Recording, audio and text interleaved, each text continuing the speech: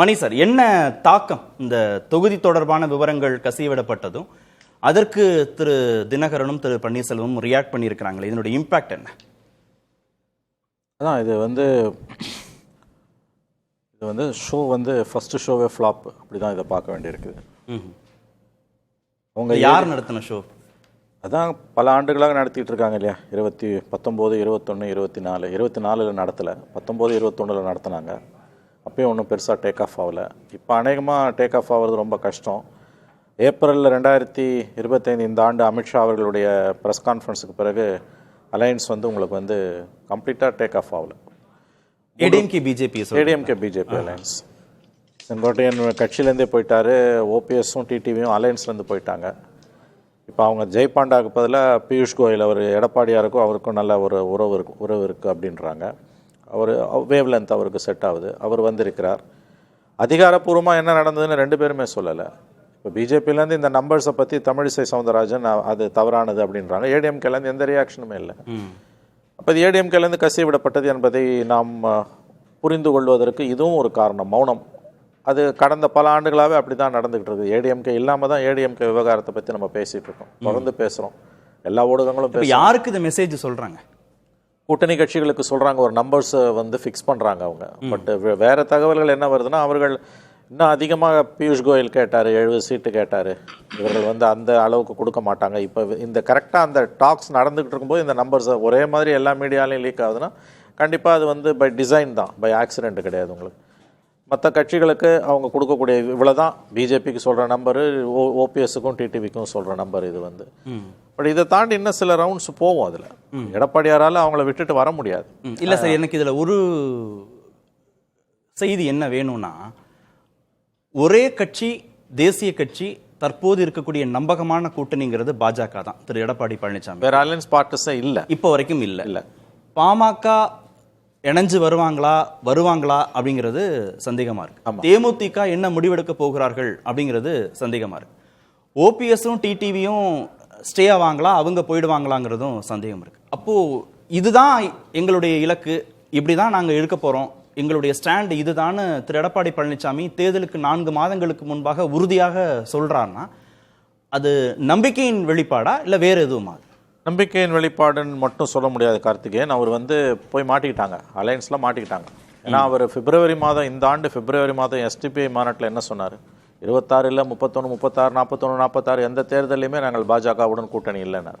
அது சொல்லிட்டு 2 மாத காலம் முடிவதற்குள் ஏப்ரல் 10ஆம் தேதியே போய் அலையன்ஸில் சேர்றாங்க. அப்பயே முடிஞ்சு போச்சு உங்களுக்கு. வந்து நீங்கள் வந்து நிர்பந்தத்தால் தான் போய் சேர்ந்துருக்கீங்கன்றது எல்லாருக்குமே தெரிஞ்ச விஷயம். ஆனால் அதே நேரத்தில் அவர் வந்து தன்னுடைய கட்டுப்பாட்டை மீறி அதிகப்படியான சீட்டை கொடுக்கறதுக்கு அவர் விரும்பலை. அதையும் நம்ம புரிஞ்சுக்க வேண்டியிருக்கு. இந்த நம்பர்ஸை வந்து இவங்க தான் லீக் பண்ணியிருக்காங்க, அது எல்லாருக்கும் தெரியும். வேற யார் பிஜேபியும் லீக் பண்ண போகிறாங்க, இல்லை டிடிவியும் ஓபிஎஸும் 3 சீட்டு 6 சீட்டுன்னு அவங்களே லீக் பண்ணிக்க போகிறாங்க? கண்டிப்பாக பண்ண போகிறது கிடையாது. இந்த நம்பர்ஸ் மூலமாக அவங்க வந்து ஒரு அஜெண்டாவை, ஒரு நெரேட்டிவை செட் பண்ணுறாங்க. இவ்வளோதான் அப்படி ஒரு நெரேட்டிவை செட் பண்ணுறாங்க, இவ்வளோதான் அப்படின்ட்டு. பட் பிஜேபி அது கண்டிப்பாக ஒப்புக்கொள்ள மாட்டார்கள். இவ்வளோ நடந்த பிறகு டிடிவியும் ஓபிஎஸும் அந்த அலையன்ஸில் எப்படி என்டிஏவில் எப்படி தொடருவாங்க? தினகரன் மனப்பான்மை மாறி இருக்கு இல்லைங்க.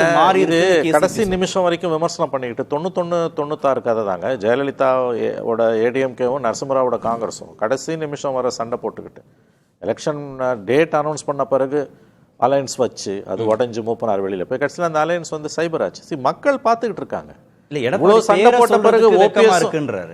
எடப்பாடி பேரை சொல்றதுக்கு வெட்கமா இருக்குன்ற, அது இனிமே அவர் அங்க போக மாட்டாருன்னு தான் அர்த்தம். இன்னொன்னு, நேற்றைக்கு வந்து அவங்களுடைய ஆதரவாளர்கள் கிட்ட அவங்க எடுத்த கருத்து கணிப்பு அந்த சீட்டு கொடுத்து எடுத்தாங்க. அதுல வந்து திமுக போலாமா தாவேக்காக போலாமான்னு அவர் கேட்டிருக்காங்க. டிக் பண்ணி வாங்கி இருக்கிறதாக சார். 3 முறை அண்ணா திமுக முதலமைச்சராக இருந்த ஒருவர் திமுக போறதுன்ற ஒரு ஆப்ஷன் எப்படி சார் வைப்பார் அவர்? இது என்ன கொஞ்சம் கூட யாருக்குமே எந்த நாம்சுமே கிடையாதா? மக்கள் என்ன அவங்க அடிமைகளா?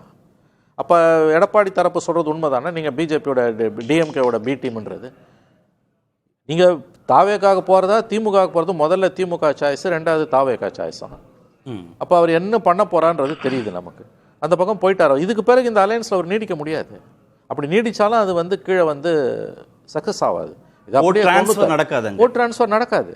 ரொம்ப கண்ணியமாக சொல்கிறதுனா அதே தான் டிடிவிக்கும். தினமும் எடப்பாடியை விமர்சனம் செய்கிறார் டிடிவி. இதன் பிறகு உங்களுக்கு எப்படி அந்த அலையன்ஸ்ல கண்டினியூ ஆக முடியும்? இல்ல கடைசி நேரத்துல டிடிவி மனசு மாறி உள்ளே வருவதற்கு வாய்ப்பு எது மாதிரி வந்தாலும் அது கீழே ஜெல் ஆகாது, ஓட் ட்ரான்ஸ்ஃபர் நடக்காது. என்டிஏ வந்து இங்கே ஷேப்பே ஆகலை. எல்லா மாநிலங்களிலும் வெற்றி பெறக்கூடிய அமித்ஷாவால் தமிழ்நாடு அவங்களால புரிஞ்சுக்க முடியல. என்னென்னமோ பண்ணி பார்க்குறாங்க, அது சக்ஸஸ் ஆகலை. இது இப்படியே அவங்க எலெக்ஷனுக்கு போவாங்க. அது கண்டிப்பாக அது வந்து அவங்களுக்கு சக்ஸஸ் வராது. நம்பர் 2 பொசிஷனுக்கு டிவிக்கே நகர்றதுக்கு தான் வாய்ப்பு அதிகம் இவங்க இப்படியே போனாங்கன்னா. இது என்னது இது? வாயில் வந்ததெல்லாம் பேச வேண்டியது. அவர் டிடிவி விஷயத்தையும் ஓபிஎஸ் விஷயத்தையும் நீங்கள் இன்னும் சார் 3 மாதம் சார் இன்னும் உங்களுக்கு. மார்ச் ஃபர்ஸ்ட் வீக்கில் நோட்டிஃபிகேஷன் ஏதோ முடிஞ்சு போச்சு. டிசம்பர் இன்னும் 60 நாளில் நோட்டிஃபிகேஷன், 90 நாளில் நமக்கு எலெக்ஷன் வரப்போகுது, 100 நாளில் வரப்போகுது. பிரதான எதிர்கட்சி அவங்களோட அலையன்ஸ் அதுக்குள்ளே இவ்வளவு பிரச்சனைகள், தினம் இவ்வளோ சண்டை நடந்துக்கிட்டு இருக்குதுக்குள்ளே. அது எப்படி வந்து உங்களுக்கு வந்து விளங்கும்? அது இவ்வளோத்தையும் மீறி அதை ஒட்டு போட்டு எடுத்துகிட்டு போனாலும் அது வந்து பெரிய தோல்வியை தான் சந்திக்கும். ஓட் ட்ரான்ஸ்ஃபர் நடக்காது. எப்படி நடக்கும்ன்றீங்க ஓட் ட்ரான்ஸ்ஃபர்? இல்லை, இப்போ என்ன நோக்கம் அதிமுகவுக்கு? இந்த பட்டியலை அவங்க தான் கசிய விட்டாங்கன்னா அப்போ அதுக்கு ஒரு நோக்கம் இருக்கு. சார் அவர் வந்து வேற வழி இல்லாமல் நிர்பந்தத்தால் பிஜேபி பக்கம் போயிருக்காரு சார். ஆனால் இவங்கள அவர் எடுத்துக்க தயாராக இல்லை. ஓபிஎஸ்ஸையும் எடப்பாடி ஓபிஎஸ்ஸையும் டிடிவியும் அலையன்ஸில் வைத்துக்கொள்ள எடப்பாடிக்கு விருப்பம் இல்லை. அப்படி இருந்தாலும் இவ்வளோ மினிமம் நம்பர்ஸ் தான், அவங்களாவே வெளியில் போயிடுவாங்கன்றது தெளிவாக தெரியுது. இதில் உங்களுக்கு புரிந்து கொள்வதற்கு என்ன சங்கடம்? பிஜேபி ஏடிஎம்கே அவ்வளோதான். பாமக வந்து உங்களுக்கு வந்து அது இன்னும் பிரச்சனை. உங்களுக்கு அவங்க ஓட்ஸ் ஆல்ரெடி வெளியில் போயிட்டு இருக்குது அப்பா மகன் சண்டையில். நீங்கள் அது வந்து அதில் 23 சீட்டுன்றாங்க. அது கொஞ்சம் அதை மட்டும் கொஞ்சம் கேர்ஃபுல்லாக பார்த்துருக்கலாம். ஒரு இரட்டைப்படையில் கொடுத்துருக்கலாம். 20, 22, 24, 23, 11, 12 ஒரு மாம்பழத்தை பாதியாக தான் பிரிச்சுக்கணும். மாம்பழமே கிடையாது இப்போ சொல்லியாச்சு. அந்த பாமகவையும் எப்படி உள்ளே இழுப்பாங்க அவங்க? அப்போ எதுவுமே இல்லையே. ஒரு ஏடிஎம்கே பிஜேபியை தவிர வேறு பார்ட்டிஸே கிடையாது உள்ள உங்களுக்கு. இது எப்படி இந்த அலையன்ஸ் வந்து உங்களுக்கு டேக் ஆஃப் ஆகும்? எப்படி எலெக்ஷனை போய் இவங்க சந்திப்பாங்க? என்னன்னு சொல்லி பேசுவாங்க?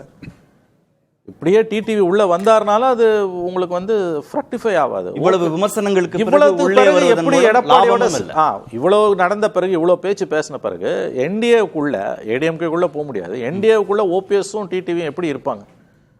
என்னன்னு சொல்லி ஓட்டு கேட்கல. திரு எடப்பாடி பழனிசாமி தோற்கடிப்பதான் ஒரே இலக்குன்னு அவர் அவ்வளவுதான் டிக்ளேர் பண்ணியாச்சு. அப்ப எனக்கு திமுக எதிரி இல்லை, எடப்பாடி தான் எதிரின்ட்டாரு. ரெட்டையில தான் எனக்கு எதிரின்ட்டாரு. கவனிக்கணும். 3 முறை தன்னை முதலமைச்சராக்கிய கட்சி அந்த சின்னம் அது தனக்கு எதிரி அல்ல. அதுல கவனமா இருக்கார். அதிமுக எங்களுக்கு எதிரி. அதிமுக எடப்பாடி பழனிசாமி தான் எதிரி. யார் அதிமுக இன்ஷூர் பண்ணிட்டே இருக்காரு. அதிமுக இன்னைக்கு யார் கண்ட்ரோல்ல இருக்கு? உங்களுக்கு பிடிக்குதோ பிடிக்கலையோ எடப்பாடி பழனிசாமி கண்ட்ரோல்ல தான் இருக்கு. சிம்பல் அவங்க கிட்ட தான் இருக்கு. 63 எம்எல்ஏஸ் அவங்க கிட்ட தான் இருக்காங்க. ராஜ்யசபாவில் 4 எம்பிஸ் அவங்க கிட்ட தான் இருக்காங்க. அப்போ எனக்கு எடப்பாடி தான் எதிரின்றதும் அதிமுக தான் எதிரின்றதும் ஒன்று தானே. நீங்க 3 முறை உங்களை முதலமைச்சராக்கிய கட்சி அதனுடைய ஜென்ம எதிரியான கட்சியோட போய் நான் சேர போறேன்னு சொல்லும்போது அங்கேயே முடிஞ்சு போச்சு. கேசிபி சொல்ற மாதிரி ஓபிஎஸ்க்கு ஒரு எண்ணம், டிடிவி தினகரனுக்கு ஒரு எண்ணம் இல்ல. 2 பேரும் ஒரே புள்ளியில தான் இருக்காங்க. அவ்வளவுதான். எடப்பாடி தான் மெயின் எதிரி அவங்களுக்கு. அதோட திமுக வந்தா வந்துட்டு போட்டோம். எடப்பாடி வரக்கூடாது அப்படின்னா அதிமுக வரக்கூடாது. வெரி சிம்பிள், அவ்வளவுதான்.